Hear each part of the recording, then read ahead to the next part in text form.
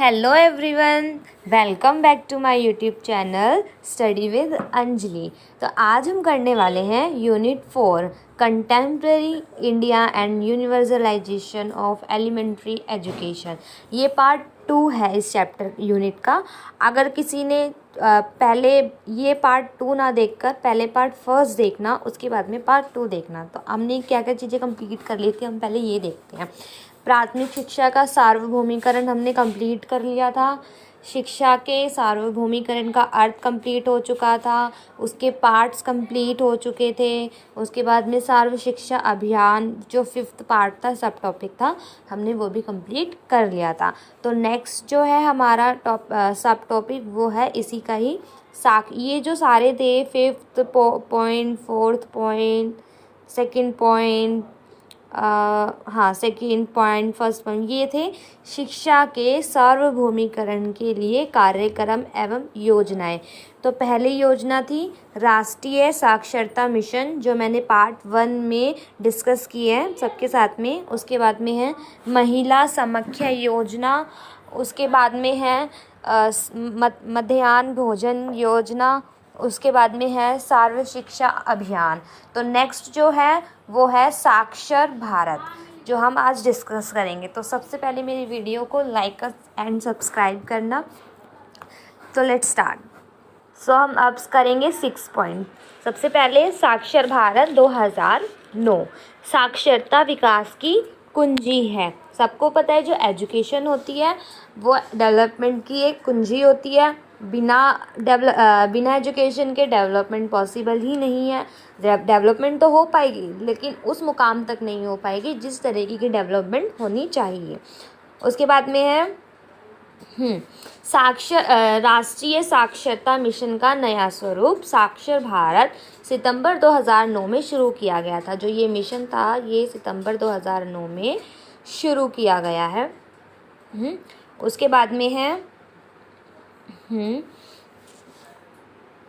पहले यह योजना 31 मार्च 2012 तक लागू थी। मतलब कि पहले सिर्फ इसको इतने तक ही लागू किया गया था, धीरे धीरे ही इसको बढ़ाया गया। परंतु अब साक्षर जो कार्यक्रम है को 12वीं पंचवर्षीय योजना 2012 और 17 में शामिल कर लिया गया। अब इसको दोबारा से ऐड ऑन कर दिया गया है। उसके बाद में साक्षरता जो दर है वो 2009 में इतनी थी 64.83% और 2011 में बढ़कर 74.04% हो गई है। मतलब कि डेवलपमेंट जो हो रहा है हमारा हो ही रहा है। हमारी जो एजुकेशन है या फिर जो हमारे एजुकेटर्स हैं जो पढ़ रहे हैं उनकी डेवलपमेंट हो रही है, उनमें वृद्धि हो रही है। अब कम लोग नहीं हैं जो पढ़े लिखे हैं, अब ज़्यादा लोग हैं। उसके बाद में है महिलाओं की साक्षरता दर तेजी से अर्थात 53.67% से बढ़कर 65.46%, 65.46% हो गई है। मतलब कि महिलाओं की जो एजुकेशन है, साक्षरता है, वो भी बढ़ गई है। अब महिलाएं भी पढ़ने लगी है, इसका अर्थ ये है। उसके बाद में है मिशन के मुख्य उद्देश्य है, इसके मेन इम्पोर्टेंस पॉइंट क्या थे वो पढ़ेंगे हम। सबसे पहले यही कि साक्षरता स्तर का आधार 2011 के 74% से 80% तक बढ़ाना था। यही था कि 2011 इसका आधार यही था कि अब जो है 2011 के 74 से 80 तक बढ़ाना है कि कम से कम इतना तो हो ही जाए। 74 हो चुका था 2011 में, अब ये था कि इसको बढ़ा के एटलीस्ट 80% तो कर दिया ही जाए। उसके बाद में है साक्षर स्तर पर पर शहरी ग्रामीण असमानताओं को घटाना।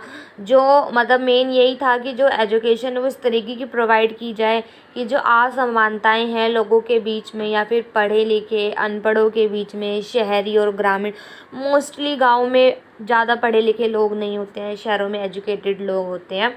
तो उनके बीच का जो डिफरेंस है, मतलब शहरों में जितने लोग पढ़ रहे हैं ऐसे ही जो है गांव में भी लोग पढ़े, वहाँ पर भी स्कूल ओपन हो, तो उनमें ज़्यादा डिफरेंस नहीं रहेगा। जैसे लोग शहरों में पढ़ रहे थे सेम वैसे ही लोग अब गांव में भी पढ़ेंगे, तो उनमें कोई डिफरेंस नहीं रहेगा। तो ऐसी ही असमान असमानताओं को घटाने की कोशिश की जाएगी। उसके बाद में है महिलाओं और पुरुषों के बीच में साक्षरता के अंतर को कम करके वर्ष 2011 के 16% से 10% तक लाना। यही था कि जो महिलाएं और जो पुरुषों में जो डिफरेंस है ना पढ़ने में, कि जो मेल्स हैं उनको ज़्यादा पढ़ाया जाता है, उनको ज़्यादा तवज्जो दिया जाता है पढ़ाई से रिलेटेड, पढ़ाई को लेकर या किसी भी चीज़ को लेकर, चाहे वो खेल हो चाहे कुछ भी हो, लेकिन जो है पुरुषों को बॉयज़ को आगे रखा जाता है गर्ल्स से।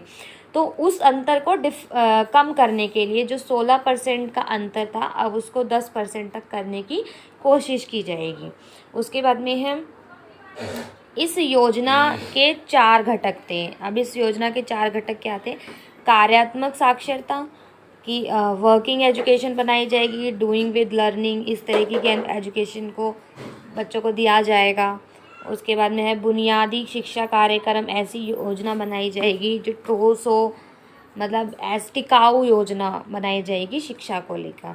उसके बाद में है व्यावसायिक कौशल विकास कार्यक्रम, ऐसी योजना बनाई जाएगी शिक्षा को लेकर, ऐसी एजुकेशन प्रोवाइड की जाएगी जो आगे चल के बच्चों को उनके प्रोफेशन में, उनकी जो कार्य है, जो भी बच्चा जिस भी स्किल में डेवलपमेंट चाहता है अपनी, जो भी आगे करके जो भी काम उसको करना है, जिस भी व्यवसाय में जाना है, उसमें उसकी स्किल्स को डेवलप किया जा सके।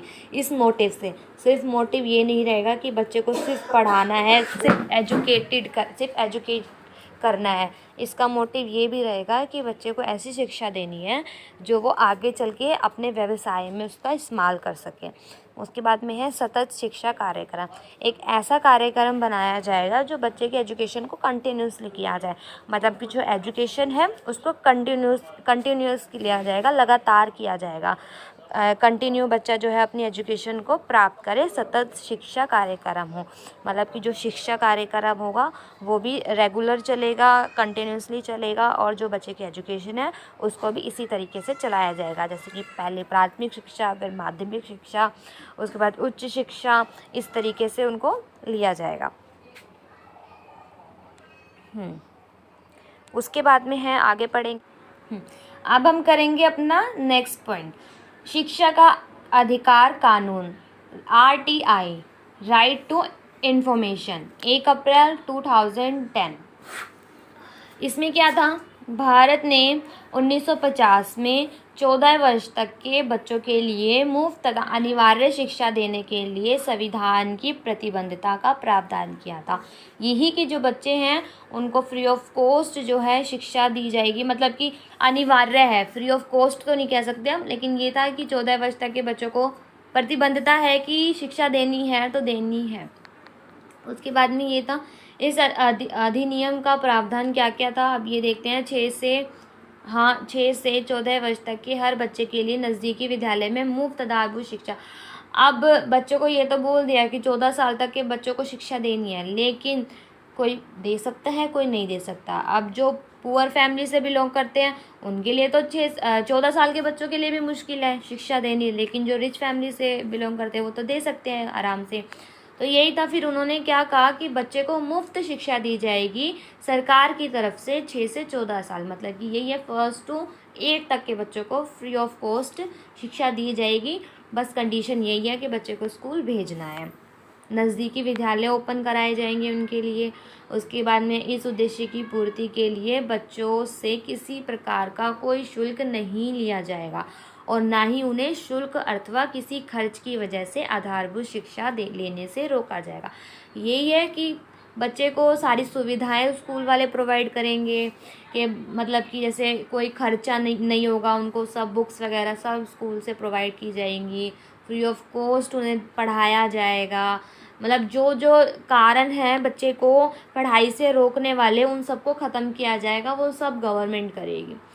उसके बाद में है, यदि 6 से अधिक उम्र का बच्चा किन्हीं कारणों से विद्यालय नहीं जा पाता है तो उसे शिक्षा के लिए उसकी उम्र के अनुसार उचित कक्षा में प्रवेश दिलाया जाएगा।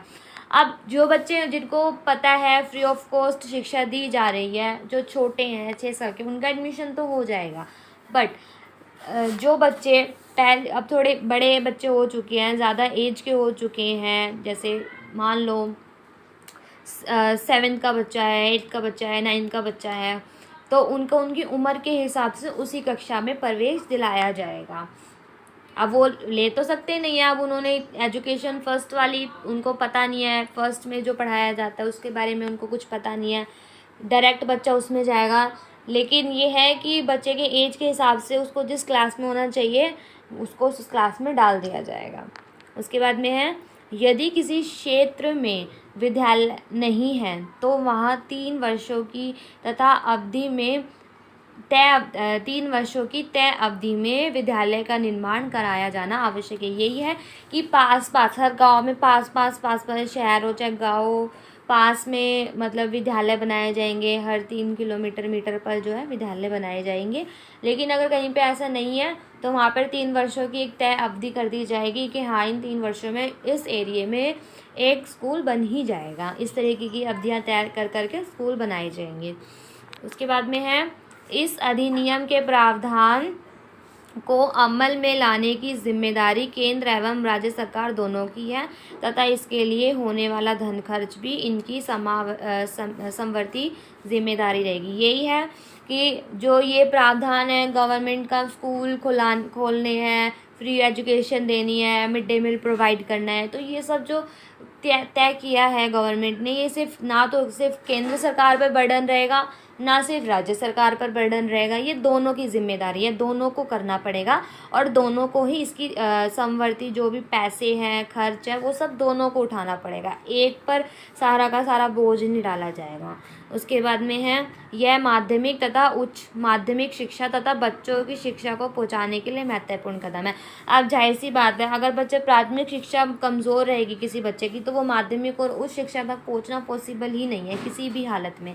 तो यही था कि बच्चे को सबसे पहले जो है प्राथमिक शिक्षा अच्छी दी जाएगी। अगर उसकी प्राथमिक शिक्षा अच्छी होगी तो ऑटोमेटिकली वो अपनी माध्यमिक और उच्च माध्यमिक शिक्षा के लिए अवेयर रहेगा, उसको पता है कि उसको करनी है माध्यमिक और उच्च माध्यमिक शिक्षा और वो करेगा, अच्छे नंबर लेकर आएगा, तो वो पहले से उसकी मेंटालिटी ऐसी बन जाएगी।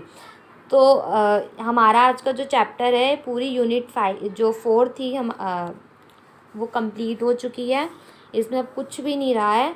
अगर किसी को कुछ समझ नहीं आता है, कोई पॉइंट समझ नहीं आता है, तो प्लीज़ मेरे से पूछना कमेंट बॉक्स में, मैं पक्का बताऊंगी।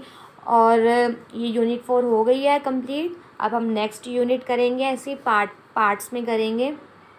आई होप आपको वीडियो अच्छी लगी होगी।